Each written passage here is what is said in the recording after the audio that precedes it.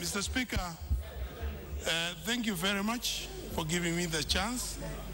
I want to say, as a member of the Committee on Appointments, I support the appointment, the nomination of General Nkaissery to the post. However, I wanted to correct some few errors on page 20 of the Higher Education Loans Board.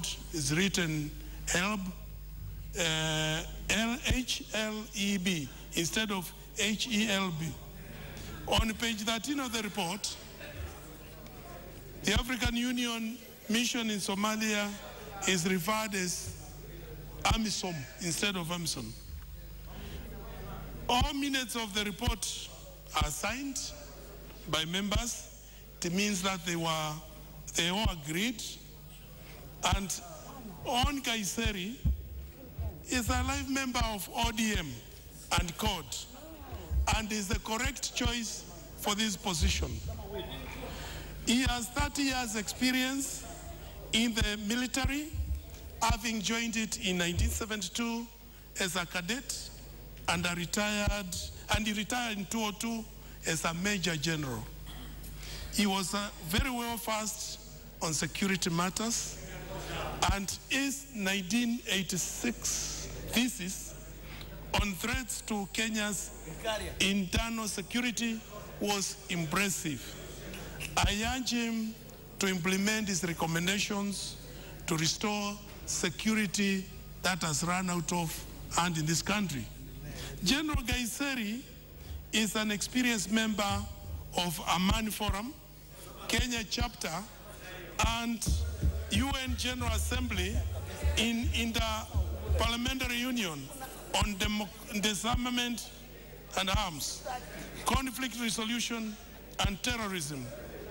This experience will help him in tackling the over 500,000 small arms that are in the hands of unlicensed people or carriers in this country. General Nkaissery is a former head of intelligence reports from the military intelligence and the civilian intelligence. He will be able to steer the war against terror by acting on timely intelligence reports. As a military advisor to IGAD on the Sudan peace process, General Nkaissery was able to play a key role in helping bring peace in southern Sudan. If you look on page 19 of the report, General Nkaissery has an impeccable educational record, having attended many courses over 30 years.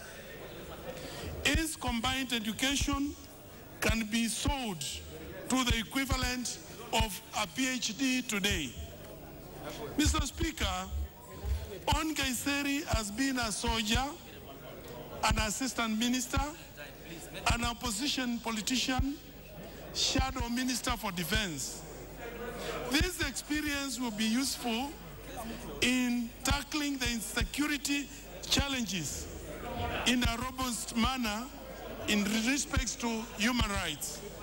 Mr. Speaker, when confirmed as a cabinet secretary, as a former MP, Cabinet Secretary Nkaissery will use his political network to build consensus across the political divide on security matters, and I'm sure this country will be a safer place to live in. General Nkaissery should implement Article 239 A to C of the Constitution, which bans security organs from interfering in political matters. General Nkaissery should ensure that the police and NIS collect sufficient intelligence relating to criminals so that we can prevent crimes before crimes occur. General Nkaissery is a very passionate about fighting corruption and we hope he will succeed in eliminating it.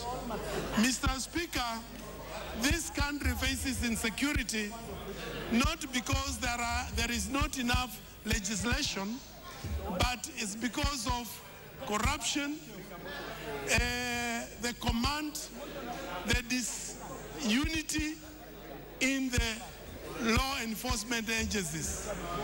The other thing that contributes to insecurity, and that I feel General Nkaissery is the right man, and you do it, is the morale of the people who are empowered to maintain law and order.